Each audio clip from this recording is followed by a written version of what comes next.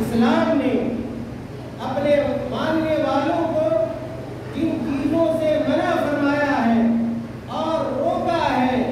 ان چیزوں میں سے ایک اہم ترین چیز میرے بھائیوں نشہ ہے، جسے ہم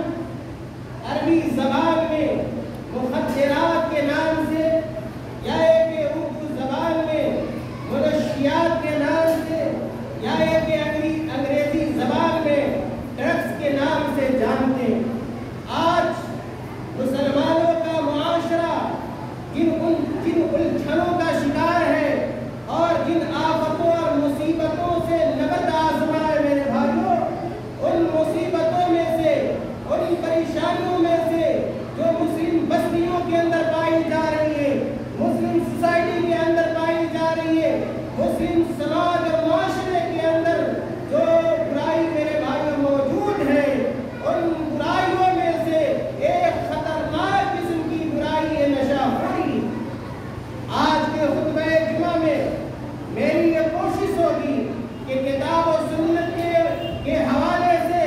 نشہ خوری کی جو خطرناکی ہے اور مذہب اسلام نے جو قرآن و حدیث کے اندر اس کی مذمت بیان کی ہے، قباحت بیان کی ہے، ان چیزوں کو آپ کے سامنے رکھا جائے، اور اسی طرح کہ جن راستوں سے یہ نشہ خوری سماج اور معاشرے کے اندر عام ہوتی ہے اور پھیلتی ہے، ان اسباب کو بھی نہایت اختصار کے ساتھ آپ کے سامنے رکھنے کی کوشش کی جائے گی، اور خطبے کے اخیر میں انشاءاللہ نشہ خوری سے کیسے بچا جا سکتا ہے، اپنے آپ کو بچایا جا سکتا ہے، اپنے بال بچوں کو بچایا جا سکتا ہے، اور نوجوان نسل کی حفاظت کی جا سکتی ہے، اپنے بچوں کی حفاظت کی جا سکتی ہے۔ میرے بھائیوں، علاج کو بھی اخیر میں آپ کے سامنے رکھا جائے گا، لیکن دعا اس بات کی کرے اللہ رب العالمین ہمیں اور آپ کو کہنے سننے سے زیادہ عمل کرنے کی توفیق عطا فرما دے۔ میرے بھائیوں، آپ کو جان کر حیرانی ہوگی اور تعجب ہوگا کہ آج کثیر تعداد میں نوجوانوں کا طبقہ، اور خاص طور سے ایسے نوجوان جن کی عمر 12 سے 18 سال تک کی ہے، میرے بھائیوں، کسی نہ کسی طرح سے اس نشہ خوری کے شکار ہے،